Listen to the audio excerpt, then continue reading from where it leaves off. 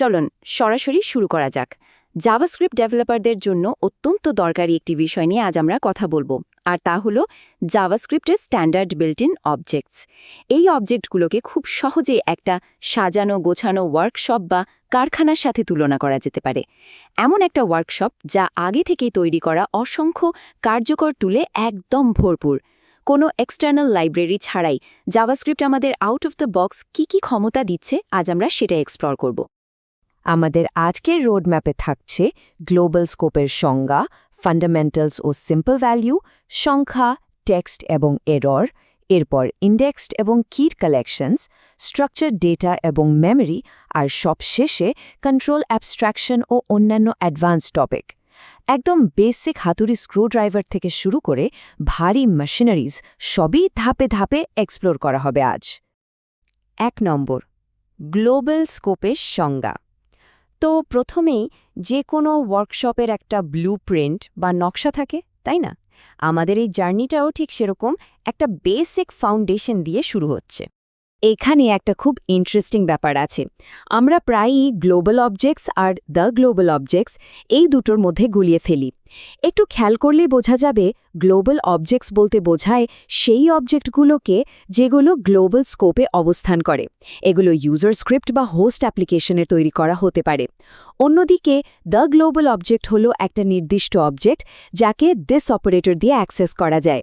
আর মজার ব্যাপার হলো, এর প্রপার্টিগুলো নিয়েই কিন্তু সম্পূর্ণ গ্লোবাল স্কোপটা তৈরি হয়। যে কোনো আর্কিটেকচার বোঝার জন্য এই পার্থক্যটা ক্লিয়ার থাকা খুব দরকার।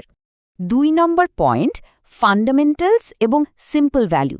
চলুন ল্যাঙ্গুয়েজটার একদম ক্ষুদ্র কিন্তু মৌলিক অংশগুলোতে নজর দিই।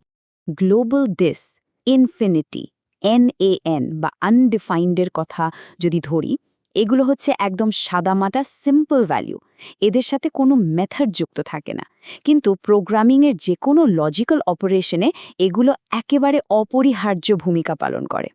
সিম্পল ভ্যালু থেকে এক ধাপ এগোলেই আমরা পাই ফান্ডামেন্টাল অবজেক্টগুলো। অবজেক্ট, ফাংশন, বুলিয়ান এবং সিম্বল, এগুলো মূলত এই ল্যাঙ্গুয়েজের একদম কোর বিল্ডিং ব্লক। লজিক আর ডেটা স্ট্রাকচার দাঁড় করাতে এগুলোই মূল ভরসা।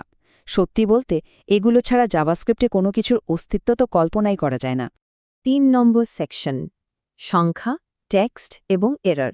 এবার আমাদের ফোকাস চলে যাচ্ছে ডেটা ম্যানিপুলেশন এবং ল্যাঙ্গুয়েজের নিজস্ব সেফটি নেটের দিকে। প্রতিদিনের কাজে নিখুঁত হিসাব নিকাশ বা সময় সামলানোর জন্য আমরা এই অবজেক্টগুলোর ওপরই নির্ভর করি। নাম্বার আর ম্যাথস যেমন যে কোনো গাণিতিক হিসাবের ভিত্তি, তেমনি বেগেন্ড অনেক বড় সংখ্যার হিসাবকে আমাদের জন্য সম্ভব করে। আর ডেট এবং নতুন যোগ হওয়া টেম্পোরাল অবজেক্ট সময়ের নিখুঁত হিসাব রাখার জন্য এগুলো একদম পারফেক্ট টুল। এখানে একটা দারুণ বিষয় হচ্ছে, টেক্সট ম্যানিপুলেশনের কাজটাকে খুব চমৎকারভাবে দুটো ভাগে ভাগ করা হয়েছে। সাধারণ কাজের জন্য স্ট্রিং অবজেক্ট তো আছেই, কিন্তু যখনই জটিল কোনো প্যাটার্ন খুঁজতে হবে তখন রেজেক্স বা রেগুলার এক্সপ্রেশন তার পুরো শক্তি নিয়ে হাজির হয়। কাজের এই সুনির্দিষ্ট বিভাজনের কারণে কোড অনেক বেশি গোছানো থাকে। কোড লিখলে বাগ বা ভুল তো থাকবেই, এটাই স্বাভাবিক। ঠিক তখন এই স্পেশালাইজড এরর অবজেক্টগুলোর লিস্ট একটা দুর্দান্ত ডায়াগনস্টিক টুলকিট হিসেবে কাজ করে। শুধু এরর হয়েছে বলেই থেমে থাকে না, বরং রেঞ্জ এরর, টাইপ এরর বা সিনট্যাক্স এরর একেবারে পিনপয়েন্ট করে বলে দেয় সমস্যাটা ঠিক কোথায় আর কী ধরনের। 4 নম্বর, ইন্ডেক্সড এবং কিড কালেকশনস। আরও কমপ্লেক্স ডেটা স্টোরেজের দিকে তাকালে দেখব ডেটাকে গ্রুপ এবং অর্গানাইজ করার চমৎকার কিছু উপায় এখানে আছে। ডেটা সাজানোর ক্ষেত্রে আমরা কতটা আর্কিটেকচারাল স্বাধীনতা পাচ্ছি সেটা একটু খেয়াল করার মতো। অ্যারে বা টাইপড অ্যারে ব্যবহার করে ডেটাকে ক্রমানুসারে সাজানো যায়। আবার ডেটার মধ্যে রিলেশনাল স্ট্রাকচার তৈরি করতে চাইলে ম্যাপ বা সেট এর মতো কি ভ্যালু কালেকশন ব্যবহার করা যায়, যা আবার ডেটা ইনসার্ট করার ক্রমও মনে রাখে। 5 নম্বর সেকশন, স্ট্রাকচার, ডেটা এবং মেমরি। অ্যাপ্লিকেশন যখন বড় হয় তখন বাফার আর সিস্টেম মেমরি সামলানোর জন্য ভারী মেশিনারিজের দরকার পড়ে। এই বিল্ট ইন টুলগুলো স্ট্রাকচার ডেটা বাফার আর জেসন এনকোডিংয়ের সাথে নির্বিঘ্নে কাজ করার সুযোগ দেয়।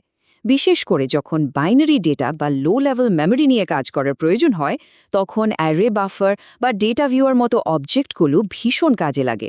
আর সার্ভারের সাথে ডেটা আদান প্রদানে জেসন তো আমাদের নিত্যদিনের সঙ্গী। মডার্ন জাভাস্ক্রিপ্টে ব্যাকগ্রাউন্ড মেমরি ক্লিন আপের ওপর যে দারুণ একটা কন্ট্রোল পাওয়া যায় সেটা সত্যি অসাধারণ। উইকরেফ বা ফাইনালাইজেশন রেজিস্ট্রি ব্যবহার করে সহজেই মেমরি লিক এড়ানো যায়, ফলে অব্যবহৃত ডেটাগুলো গার্বেজ কালেক্টরের মাধ্যমে ঠিকমতো পরিষ্কার হয় আর অ্যাপ্লিকেশন চলে একদম স্মুথলি। 6 নম্বর এবং শেষ সেকশন, কন্ট্রোল অ্যাবস্ট্রাকশন এবং অন্যান্য। চলুন অ্যাপ্লিকেশনের ফ্লো নিয়ন্ত্রণ করা আর ইন্টারন্যাশনালাইজেশনের কিছু অ্যাডভান্সড সিস্টেম এবার দেখে নিই। আমরা সবাই জানি নেস্টেড কলব্যাকের জঞ্জাল বা কলব্যাক হেল কতটা ভয়াবহ হতে পারে, ঠিক না? মূলত এই সমস্যাটা মেটানোর জন্যই কন্ট্রোল অ্যাবস্ট্রাকশন অবজেক্টগুলো তৈরি করা হয়েছিল। আর ঠিক এখানে প্রমিস, আইটারেটর বা অ্যাসিং ফাংশনের মতো অবজেক্টগুলো আশীর্বাদ হয়ে আসে। অত্যন্ত জটিল আর অ্যাসিঙ্ক্রোনাস কাজগুলোকেও এখন এমনভাবে লেখা যায় যা পড়তে ও বুঝতে খুবই সহজ। আধুনিক কোডবেজগুলো যে এত ক্লিন থাকে তার মূল কৃতিত্ব কিন্তু এই অবজেক্টগুলোরই। মেটা প্রোগ্রামিংয়ের দুনিয়ায় যদি পা রাখতে হয় তাহলে রিফ্লেকশন অবজেক্টগুলোর কোনো বিকল্প নেই। রিফ্লেক্ট এবং প্রক্সি ব্যবহার করে স্পেশালাইজড টুলের মাধ্যমে জাভাস্ক্রিপ্টের কোর অপারেশনগুলোর মাঝে ঢুকে সেগুলোকে নিজেদের মতো করে ইন্টারসেপ্ট ও পরিবর্তন করা যায়। এটা অত্যন্ত পাওয়ারফুল একটা ফিচার। অ্যাপ্লিকেশনকে গ্লোবাল স্কেলে বা আন্তর্জাতিক মানের করতে ইসিএমএস স্ক্রিপ্টের কোর ফিচারে রয়েছে এই বিশাল ইন্টেল টুলকিট। বিভিন্ন ভাষা, অঞ্চল বা কালচার অনুযায়ী সময়, তারিখ, সংখ্যা বা মুদ্রার ফরম্যাট কেমন হবে তার সবকিছুর সমাধান এখানে বিল্ট ইন দেওয়া আছে। মূল সোর্সের একটা কথা এখানে মনে করিয়ে দিই, জাভাস্ক্রিপ্ট আসলে আউট অফ দ্য বক্স আমাদের কত বিশাল সক্ষমতা দিচ্ছে। একটা ল্যাঙ্গুয়েজের ভেতরে এত শত টুল আগে থেকে সাজানো আছে, এটা ভাবলেই রীতিমতো অবাক হতে হয়। আলোচনার একেবারে শেষে এসে একটা চিন্তার খোরাক রেখে যায়। আমাদের নিজেদের কোড বেসে এই বিল্ট ইন টুলগুলোর মধ্যে কোনগুলো অবহেলিত হয়ে পড়ে আছে। অনেক সময়ই কোনো কাজের জন্য আমরা থার্ড পার্টি লাইব্রেরি খুঁজি বা নতুন করে কোড লিখি, অথচ খেয়ালই করি না যে জাভাস্ক্রিপ্টেই তার চমৎকার একটা সমাধান দেওয়া আছে। তাই নতুন করে চাকা আবিষ্কার করার আগে এই বিশাল ওয়ার্কশপটা আরেকবার এক্সপ্লোর করে দেখলে কেমন হয়? আজকের এই এক্সপ্লেনার থেকে আশা করি দারুণ কিছু ইনসাইট পাওয়া গেল। শিখতে থাকুন আর কোড করতে থাকুন।